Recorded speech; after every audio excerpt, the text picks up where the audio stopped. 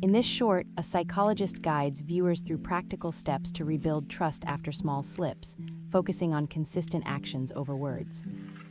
It explains how trust grows from reliable routines, transparent communication, and timely accountability, turning hurt into predictable safety. The session offers concrete exercises, a nightly trust check, explicit needs statements, and a 5-minute shared reflection after conflicts. It emphasizes empathetic listening, calibrating expectations, and noticing micro-moments that signal safety or threat. Viewers are invited to try the exercises for a week, track changes, and notice how tiny shifts strengthen partnership.